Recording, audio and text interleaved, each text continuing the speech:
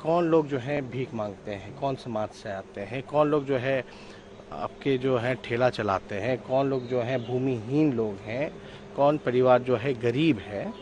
तो ये आपको क्लियर पिक्चर होगा, इससे आप जो है आकलन कर सकते हैं और उनके लिए योजना बजट में प्रोविजन किया जाता है।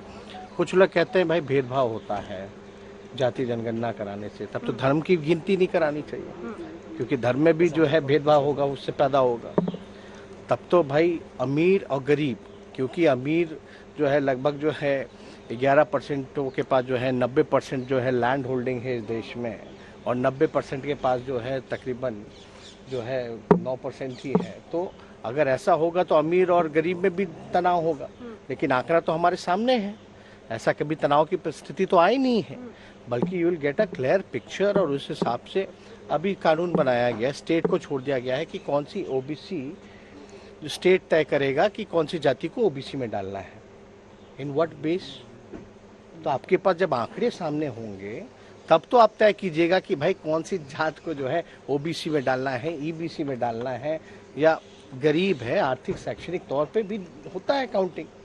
तो इसमें कोई अलग से खर्चे की भी बात नहीं है। जब धर्म की काउंटिंग हो रही है तो उसमें एक नया ही तो कॉलम जोड़ना है, तो खर्चा भी अलग नहीं है। तो इन सारे बिंदुओं को हम लोग प्रधानमंत्री के पास रखेंगे। मतलब क्या रुक क्यों रहे हैं वो लोग, क्या लगता है? अब रुका गया है, पार्लियामेंट में 2 बारी सवाल पूछा गया है इसी मानसून सत्र में, तो साफ तौर पे केंद्र सरकार ने मना किया है। लेकिन ये आज नहीं तो कल करना ही पड़ेगा, और आपके पास जब तक डेटा नहीं है तब तक आप जो है मतलब बिना बीमारी का पता किए हुए आप ऑपरेशन कर रहे हैं। तो जैसे सुशील मोदी का एक ट्वीट आया है इस बैठक से ठीक पहले, और उसमें वो सीरीज ऑफ ट्वीट में वो बता रहे हैं कि बीजेपी समर्थन करती रही है इसका, कभी विरोध नहीं किया है। तो ये बैठक से पहले सेंसस होता है, बीजेपी कर रही है। जानवरों की, कुत्ता बिल्ली की जनसंख्या को गिना जाता है, पेड़ पौधों को गिना जाता है, तो इंसानों की भी होनी चाहिए।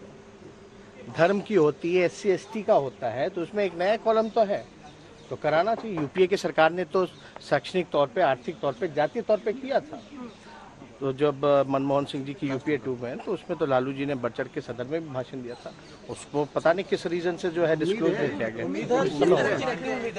अब उम्मीद है, अब देखिए अब सरकार को तो कई फैसले लौटाने भी पड़े। नीट का जो मामला था, जब लोग सड़कों पे दिखे, प्रोटेस्ट कर रहे, नहीं लौटा रहे, किसान वाला नहीं लौटा रहे।